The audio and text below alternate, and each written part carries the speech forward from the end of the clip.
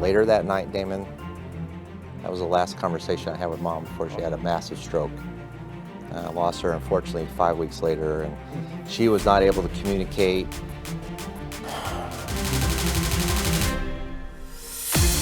The world is in need of a different kind of leader. Every leader must answer the question, am I a serving leader or a self-serving leader? How are you leading in today's society? You're watching the show for a reason, and joining us are the greatest servant leaders of our society. Welcome to the Servant Leadership Show, where we discuss and implement servant leadership in our day-to-day lives and the impact it has on others. Welcome to the Servant Leadership Show. This is where we discuss servant leadership in our day-to-day lives and the impact it has on others. My guest today is James Sharp. James Sharp is a really good friend of mine. I've known him for a couple of years, and he has a big impact in the community. He loves a loving family. He loves his family, should I say, and he implements servant leadership in his business as well as in the community. James? Thanks, Glad to Damon. have you, brother. Thanks for having me, Damon. Awesome. This is awesome. This is the first servant leadership show. All right, the very first one, number uno. I love it. You know, I didn't hesitate one bit to invite you on the show because I've seen firsthand what you do. Man, I'm just interested to know and just tell others and share others that the world is in need of a different leader. Absolutely. A different type of leadership. And it's upside down. The lorded over needs to disappear. Absolutely. And I think you do a great job of that. Thank you. And that's our goal. At least that's my goal. Okay. And I've seen the impact it has on others. Absolutely. I'm really interested to know, who's your role model? Yeah. Where did it all start, right? Where did it start? Yeah.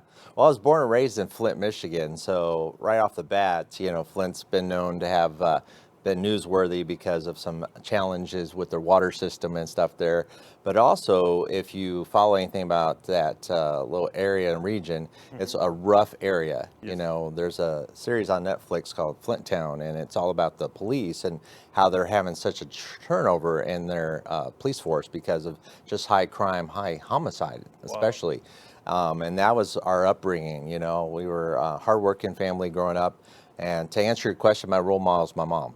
That's so fantastic. My my mom was a nurse for 33 years. So all about the servant leadership. She raised us 4 kids. You know, it was a lot going up in the 70s there when we were going because my parents both were struggling to make ends meet. I didn't have a whole lot given to us, and in fact, I remember it was the fall of 76, you know, we were going into Christmas season, and my dad had been out of work for a long, long time. We were having almost no thought of any Christmas whatsoever. And I remember Mom had reached out to a group, it was called the Shriner Group, and a men's servant group. Correct. And Yes. so these big guys come with the funny hats and the tassels and knock on the door, ding, ding, ding, you know, hey, we're here, it's a couple days for Christmas there. And I was 6 years old, and I had never seen anybody do something like this. But these guys, big trio of guys, brought in bag and bag of groceries, bag and bag of, Wow. I mean, we had the turkey, the stuffing, they brought a Christmas tree, they brought presents, gifts, Wow. and they brought each of us kids a pair of shoes. And what was so cool about that, Damon, this is the first time I actually had a pair of new shoes given to me. Yeah. Wow. And Mom was over there kind of twinkling her eye, you know, just kind of like, hey, I've been able to deliver Santa. And it was so cool because us kids, we were like, wow, ooh, ah, you know, and it was the first taste of what it was to receive something that somebody thought of us and our family and our dynamics, knowing we had nothing growing up. I mean, I always kid, Mom would be a magician making mac and cheese, but minus the cheese. For our dinner, we would have the buttered macaroni, but she'd make it feel like a feast. Yes. And she would give you the shirt off her back. And so my role model has always been my mom. That's fantastic. Yeah. That's a great story. And that spills over right into business and sure does. in your life and every day that you're Absolutely. living. Yeah. You know, I've seen the way your kids love you. No. I remember we were bowling, Yep. and we had so much fun together with Yes. my son and yours, and Yep. I just enjoyed that moment, never forgot it, and I was like, man, we need to reconnect with the kids again, go Absolutely. kart racing or Let's something. do it. Yeah. So we're on. That's it. But you're really successful in your real estate company. Yep. You're a real estate agent. You also lead. You're the president of a BNI Yep. networking group. Sure. Business network. Yeah. So it is. That's amazing. That doesn't just happen.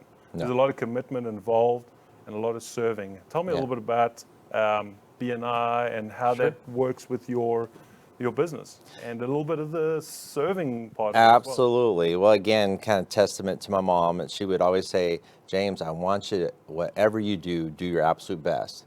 Could you put your name to it? Are you proud of what you're going to be? Because you are gifted with greatness. In fact, I go back to early 70s there. We were actually in a house where we were in that area of Flint where it was not the most conducive area for us. And we were actually almost tragically killed in an arson fire. Wow. And so mom saved us kids out of this burning house fire. And so it always gave me this sense of, on one hand, as I share with you, the Shriners, the servant group there of it. But there was another camp that did not like us and our appearance and where we were in that social economic situation and wanted us out of there. And mom, throughout all that stuff, would just say, you know what? There's a higher purpose. You are here for a reason.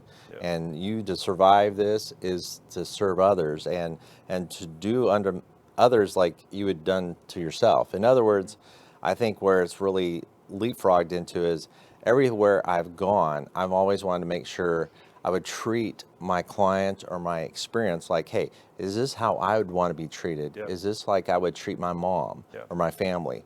And so it has blown into, reading a lot, doing a lot of personal development, but also like taking out of advantage of, opportunities. I meet a guy who's talking about business networking, and I said, well, I'm interested in that. Didn't know the first thing about it.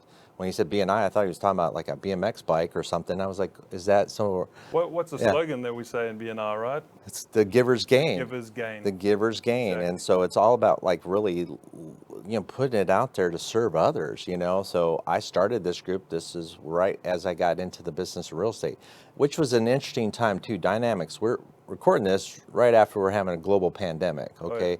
COVID-19's everywhere. It's all in the news and stuff. We've had riots. We've had protests. We've had a lot of uncertainty.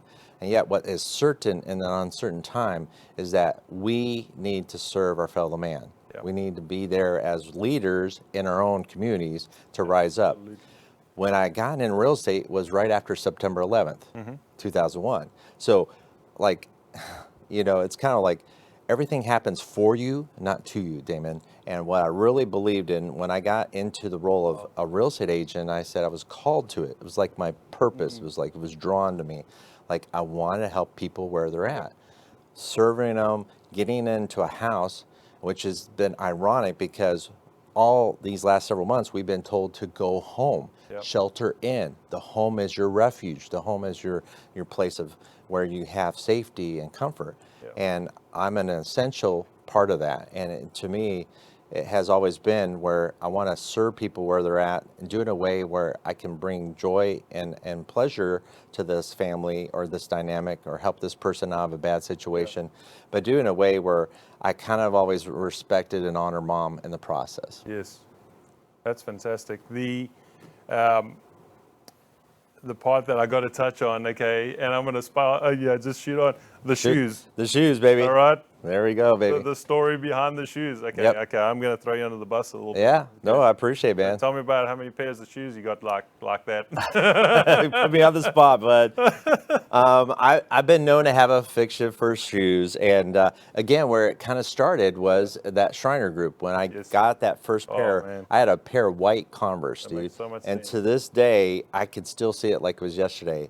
And I remember going to school, because up to that point, I had had my cousin's hand-me-downs. I love JT, my cousin. I always had hand-me-downs. His was always a little bigger, so I had to put the stuff the socks in there, or rub the duct tape specials, you know, to get them to fit. And I was always embarrassed. I was always like ashamed of, you know, I didn't have much, and I had these hand-me-down shoes that are, you know, just kind of falling apart. And yeah, when I got these shoes, these white Converse, it gave me a new lease on life.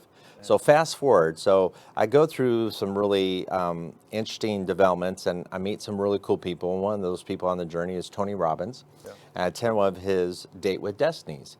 And if you guys ever get a chance on Netflix, there's this show called I'm Not Your Guru. It kind of shows you the behind the scenes of what Tony's all about. It's his best program. It's a very life-changing experience, and you spend a week with Tony Robbins. You come back different, okay? So one of the things he was really empowering us was, hey, create your destiny, and you will have choices and different things that will line up to match up. So one of my things was I was a little bit out of sequence on the personal, just taking care of my personal health. So I go and I'm working out and I lose a bunch of weight. I'm like over 50 pounds, Damon. And so the clothes fit differently, the shoes fit differently, everything. And I go get some nice, cool shoes. And it was this connection with the new shoes, coupled with the business network group, that I show up at a business meeting and I have this really kind of James 2.0 version going with these sharp shoes. And everyone was commenting, dude, look at those shoes. Those are sharp shoes. And a light bulb went on. Just and it was just like, wait a minute. My last name is Sharp. I have affection for shoes. And then I remembered something. I said, wow. I remember when somebody gifted me a pair of shoes.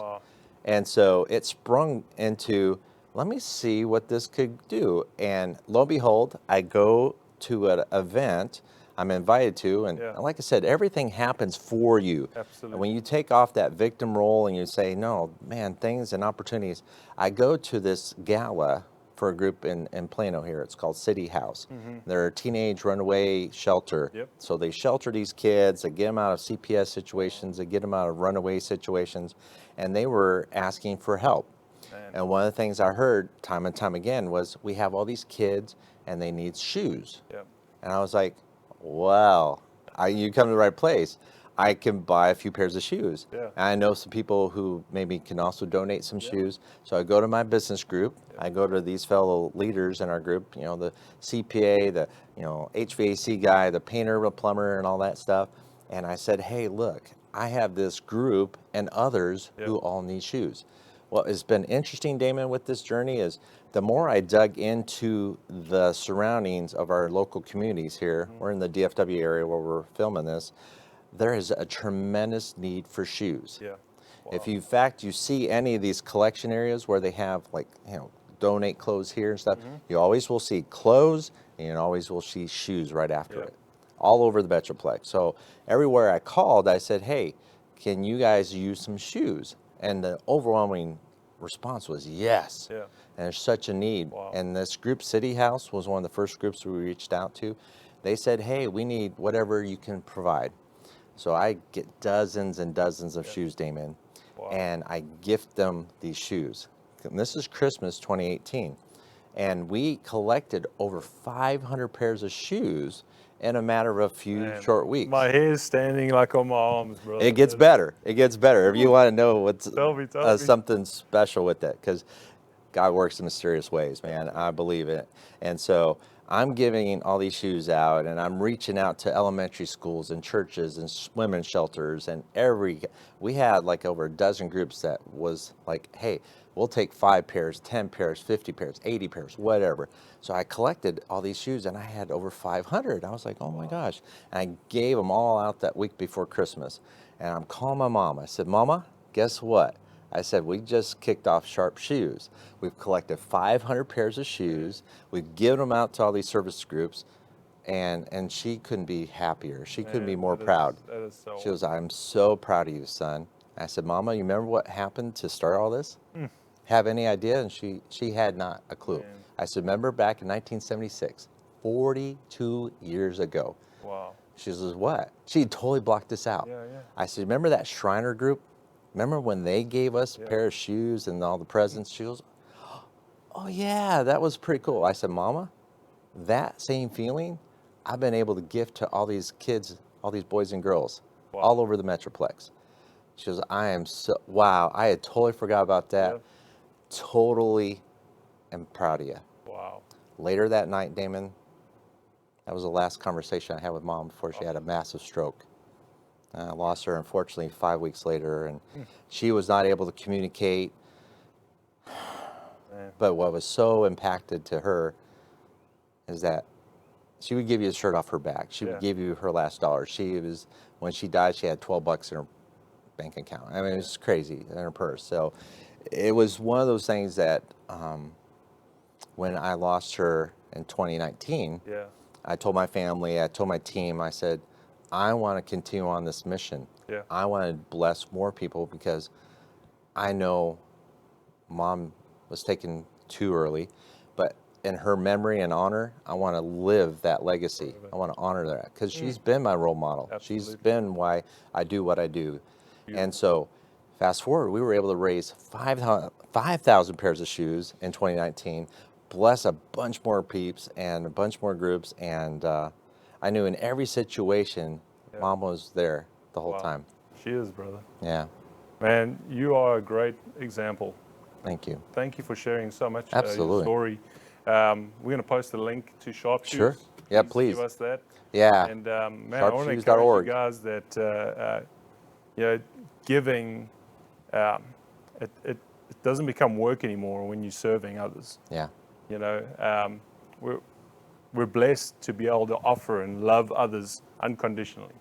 Absolutely. And James, thank you for being on my show. It's been a pleasure. Thank you for having me. And I'm excited to continue to be a part of Sharp Shoes and whichever I way appreciate it. you know, any way we can serve you. Absolutely. Serve the community. Sign us up. Well, I appreciate it. And just give this last little bit there. I did create a nonprofit out of it. So a lot of folks maybe watch this, maybe don't know quite where things are, you know, or where to start and stuff. I didn't have a clue. I'm a real estate agent, so I've never started a nonprofit. I didn't know what the first thing, but I leaned into my resources. I leaned into who do I know that has been here, done this before, and established it and put it out there. And it has now been the next step where we're getting now corporate sponsors, we're getting big companies to notice us, we're getting a lot more traction. I have now a website, sharpshoes.org, and it's one of those things now where even Facebook reached out. I've done a lot of online campaigns and they said, hey, we like your story, we want to get it out there and stuff. So don't be afraid to take that first step. You may never know what that step may lead to, but it's a fantastic journey if you will go on it. And don't listen to naysayers. I have a lot of naysayers right now. A lot of people thinking I'm doing this shoe drive or this shoe thing for my personal gain to add more to my collection. I'm like, no, just the opposite, man. Every time I sell a house, we buy more shoes for needy kids. And people knew the hard work that goes into it. They would and come and walk next to you. Walk in the shoes a little bit, baby. Walk in your shoes, brother. That's right. They'd have a completely different perspective and say, why would you do all this hard work? You know, other than you love these people. And when I was able to give some shoes back to some groups for the second time. So last December, I go back to some of these groups, and there's kids from a year later who've gotten the first batch of shoes. And they are so excited. They're like, oh my gosh, Mr. James, you came back. And I talked to a little guy and I said, hey, how did you do this year and stuff? He said, I had my best year ever here at school. And that to me warms the heart. It makes me get even deeper into, hey, I'll get out there and do more so I can give more. So that one more time, right at the end. I get out there and do more so I can give more. And I think to me, that's the nature of this. Hopefully this... It's not just what we think we're going to do, but it's the hands part, the heart. Take that and actually put it into action. Into our daily lives and our community. And that's it. I mean, you know, you're a great example of a servant leader. You're watching the show. Just the title of the show alone has brought you to learn more about servant leadership. As James mentioned today, you know, be inspired by that point in your life that changed your mind and the way that you think. And think about yourself. Are you a self-serving leader or are you a serving leader? Thanks for being on the Servant Leadership Show. We'll see you in a couple of weeks. Bye.